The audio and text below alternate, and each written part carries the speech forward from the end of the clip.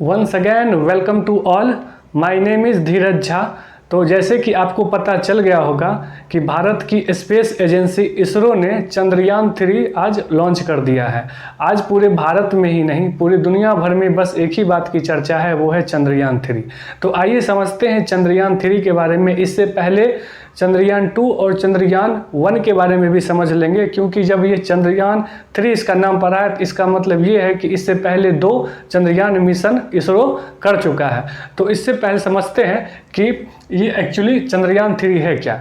चंद्रयान 3 आज लॉन्च हुआ है। आज में जो बेसिकली ये है मून के लिए है। मून के सरफेस पे ये लगभग 23 से लेकर के 24 अगस्त तक में ये अनुमानित है कि वहाँ पे ये सफलतापूर्वक लैंड कर जाएगा। ठीक है, इसमें अगर देखें तो कुछ पॉइंट ये है कि टोटल जो कॉस्ट आया है ना इसको बनाने में 615 करोड़ रुपए का कॉस्ट आया। इसको समझेंगे कि कैसे 615 करोड़ का खर्च आता है, इसको समझते हैं धीरे धीरे, जैसे हम लोग आगे बढ़ेंगे समझेंगे।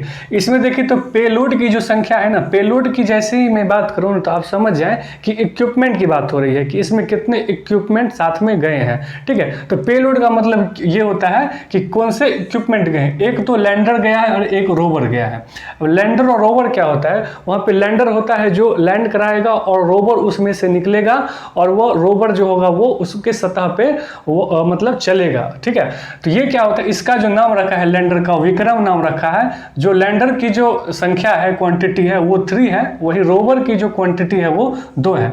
ठीक, चंद्रयान 2 में लैंडर का नाम विक्रम पड़ा था और रोवर का नाम प्रज्ञान पड़ा था। ठीक, चंद्रयान 3 में भी उसको फिर से रिपीट कर दिया गया है, उसके नाम को रिपीट कर दिया गया है। मतलब लैंडर का जो नाम है वो विक्रम है और रोवर का नाम जो है वो प्रज्ञान है। याद रखेंगे, लैंडर का नाम विक्रम और रोवर का नाम प्रज्ञान। ठीक है, अब देखते हैं ये तो जैसे कि पहले 14 दिन तक ये जो रोवर है वो उसके सरफेस पे चलेगी। ठीक है, 14 दिन तक। 14 दिन का मतलब ये होता है कि 14 दिन 14 अर्थ, मतलब जो अर्थ का जो 14 दिन होता है वो बराबर होता है चंद्रमा का एक दिन का, जिसको 1 लूनर डे बोलते हैं। तो देखिए थोड़ा सा इसको कंपेयर कर ले, जैसे मैंने आपको बताया चंद्रयान 2, चंद्रयान 2 और चंद्रयान 1, चंद्रयान 2 और चंद्रयान 3 को लेकर के। तो पहले समझते हैं जो चंद्रयान जो 1 था ना, ये जो लॉन्च हुआ था 22 अक्टूबर 2008 को लॉन्च हुआ था। इसमें जो लॉन्चिंग व्हीकल यूज हुई थी ना, देखिए क्या होता है कि लैंडर रोवर वहां जाकर के लैंड कराएगा, रोवर उसमें से निकल करके और उस पे चलेगा, उसके सतह पे, चंद्रमा की सरफेस पे।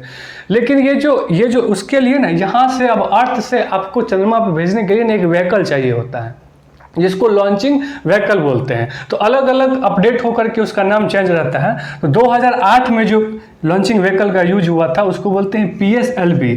इसका जो फुल फॉर्म होता है वो होता है पोलर सैटेलाइट लॉन्चिंग व्हीकल।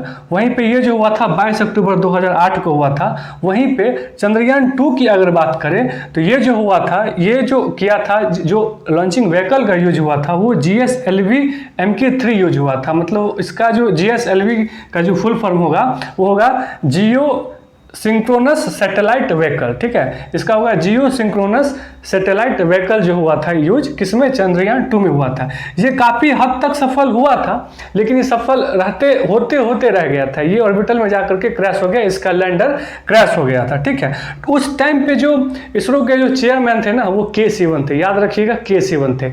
और अभी जो है वो है S सोमनाथ। उससे पहले ये भी समझ लीजिए, जो इसरो है ना इसका फुल फॉर्म होता है इंडियन स्पेस रिसर्च ऑर्गेनाइजेशन। ये इसका जो मुख्यालय है वो कर्नाटक में है। इसके जो अभी जो चेयरमैन है ना वो है S सोमनाथ। ये एक्चुअली जो इसरो जो काम करता है ना, ये डिपार्टमेंट ऑफ स्पेस के अंडर काम करता है। सीधे प्राइम मिनिस्टर श्री नरेंद्र मोदी जी के सुपरविजन में काम होता है। और जो इसका जो एग्जीक्यूटिव होता है वो कौन होता है, इसका चेयरपर्सन जो S सोमनाथ है। चंद्रयान 3 जो मिशन जो लॉन्च की गई है इन्हीं की देखरेख में लॉन्च की गई है। ठीक है, यहाँ तक समझ में आ गया। अब थोड़ा सा आगे समझते हैं, चंद्रयान 3 के बारे में देखते हैं। देखिए चंद्रयान 3 में जो व्हीकल यूज हुआ है ना, जो लॉन्चिंग व्हीकल यूज हुआ है उसको बोलते हैं LVM3, launching vehicle mark 3 use हुआ है। क्या हुआ है, ये बहुत ज्यादा पावरफुल है किसके कंपेयर टू GSLV और PSLV से। तो एडवांस तो खुद GSLV है और GSLV से ज़्यादा एडवांस क्या है, LVM3। ठीक है, ये मोर पावरफुल है। इसकी जो लैंडिंग मतलब जो कैपेसिटी है होल्ड करने की, ये ज़्यादा है GSLV से, ठीक है। तो इसमें देखिए तो जो पेलोड हुआ है ना, एक्चुअली रोवर, जो रोवर के बारे में जान ले, एक्चुअली लैंडर तो लैंड कराएगा, उसमें से रोवर निकलेगा, रोवर का नाम प्रज्ञान है, प्रज्ञान निकलेगा। विक्रम लैंड कराएगा, प्रज्ञान निकलेगा बाहर। अब उसमें ना दो चीजें हैं। अब दो चीजें में देखें तो एक APXS है और एक दूसरा है LIBS। APXS को क्या बोलते हैं? Alpha particles X ray spectrometer. ये बेसिकली क्या करेगा, ये केमिकल कंपोजिशन, जो उसका जो सरफेस है चंद्रमा का, उसका केमिकल कंपोजिशन का वो स्टडी करेगा, अध्ययन करेगा। किसका? Chemical composition. कंपोजिशन मतलब बहुत सारी जो कंपोजिशन होंगे ना, बहुत सारी चीज़ों को मिला करके एक मॉलिक्यूल जो होता है वो कंपोजिशन होता है, ठीक है। और LIBS जो होता है ना, LIBS का होगा laser induced breakdown micro spectroscope. ये क्या होगा? Basically study of moon swelling, moon का जो कितना स्वेलिंग है उसकी चर्चा, उसके बारे में ये स्टडी करेगा। कौन करेगा? LIBS। तो APXS LIBS ये दोनों जो रोवर हैं, रोवर की संख्या 2 है जैसे मैंने यहाँ पे लिखा हुआ है, और जो लैंडर है वो 3 इक्विपमेंट इसमें यूज हुए हैं, पेलोड जो है वो 3 है, ठीक है।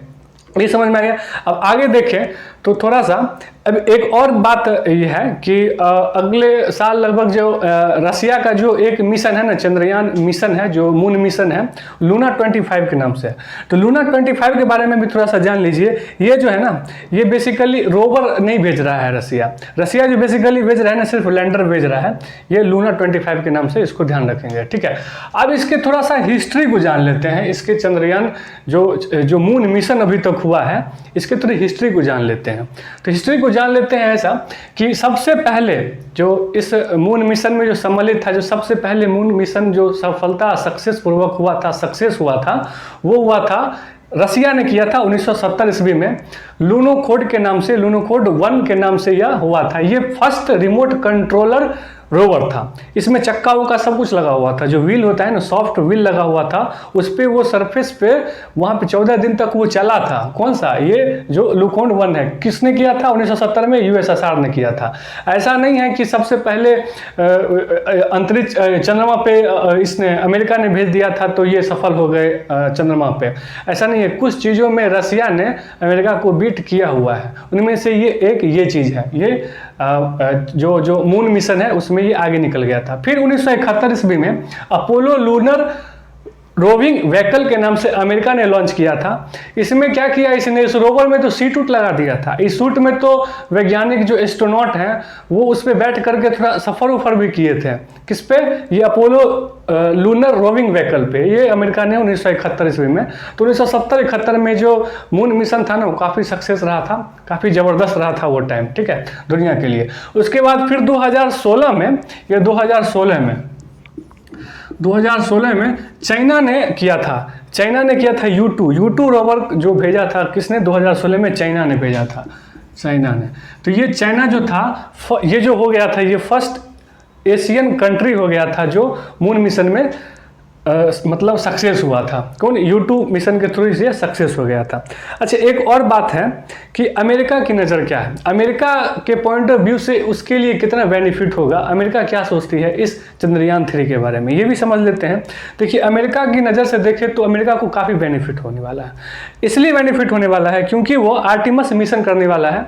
आर्टिमस मिशन से पहले वो देख लेना चाहता है, अगर भारत का सक्सेस हो गया ये चंद्रयान, अभी तो अंतरिक्ष से ये टेक ऑफ कर गया है, अब ये 23-24 अगस्त तक तो पता चल जाएगा। और ये पता चलेगा क्या ये सक्सेस होना है, क्योंकि ये उतना कॉम्प्लेक्स नहीं है। ये चंद्रयान 2 जो था ना, वो थोड़ा कॉम्प्लेक्स था। अमेरिका ने भी कहा था कि ये चंद्रयान 2 जो है ना, वो काफ़ी कॉम्प्लेक्स है, बहुत लेंदी प्रोसेस है थोड़ा। लेकिन चंद्रयान 3 का ऐसा नहीं है, ये थोड़ा सा सिंपल है। इसको कुछ नहीं करेगा, ऑर्बिट में जाएगा, लैंडर लैंड कराएगा, लैंडर लैंड करा करके और रोवर निकलेगा, 14 दिन तक घूम करके फिर काम हो गया, ठीक। तो ऐसा ही करेगा। तो अमेरिका क्या करना है? आर्टिमस मिशन भेजने वाला है।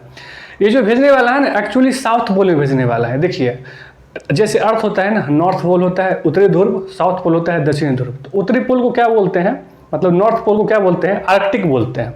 पूरा बर्फ है वहाँ पे। और अंटार्कटिक जो होता है वो साउथ पोल हो गया पृथ्वी का। तो ठीक उसी प्रकार मून का भी, चंद्रमा का भी नॉर्थ और साउथ पोल है। तो हमारा जो चंद्रयान 3 जा रहा है ना, वो साउथ पोल पे जा रहा है। क्यों जा रहा है? उसका रीजन है, हर चीज़ का एक रीजन होता है ना। तो रीजन ये है कि यहाँ पे कंपेयर टू नॉर्थ पोल, यहाँ पे पानी मिलने की संभावना ज़्यादा है। अब ऐसा मत समझ लीजिएगा कि पानी नदी की तरह घूम रहा होगा, गंगा नदी की तरह, अब पूरा एकदम झील होगा, ऐसा नहीं है। मतलब आइस फॉर्म में होगा वो, तो इसलिए उसका काफ़ी तेज नज़र है अमेरिका का, वो पूरा डाटा कलेक्ट करके जाएगी और इस हिसाब से एग्जीक्यूट करेगी, तो उसके लिए काफ़ी बेनिफिशियल होने वाला है अमेरिका के लिए। ठीक है, तो ये जो आर्टिमस मिशन में तो भारत ने भी साइन किया है, तो ऐसा नहीं है कि आर्टिमस मिशन में उसने साइन कर दिया तो वो बाध्य हो गया कि उसको जाना ही जाना है, ऐसा नहीं है। इसका मतलब ये हुआ, उसमें जो व्हाइट हाउस से जो आया था उसमें पेपर में सब बजाबते लिखा हुआ है उस समय कि उस बाध्य नहीं है। एक्चुअली क्या है कि इसमें जो अमेरिका चाहता है कि भारत के एस्ट्रोनॉट जो हैं इसमें सम्मिलित हों, क्योंकि ये इससे अमेरिका को ही फायदा होगा, क्योंकि उनको ही पता है यहाँ के लोग बड़े टैलेंटेड होते हैं। ठीक है, तो ये चीज़ है, तो इससे अगर अमेरिका के पॉइंट ऑफ व्यू से देखें तो उसको फ़ायदा मिलने वाला है। तो ये चीज़ें हैं चंद्रयान 3 के बारे में, इसको थोड़ा सा आप स्क्रीनशॉट ले लेंगे, ये काम आएगा। ठीक है, तो अगर आपको वीडियो अच्छा लगा हो तो आप कमेंट कीजिए, लाइक कीजिए। ठीक है, तो फिर मिलते हैं नेक्स्ट क्लास में, तब तक के लिए थैंक यू।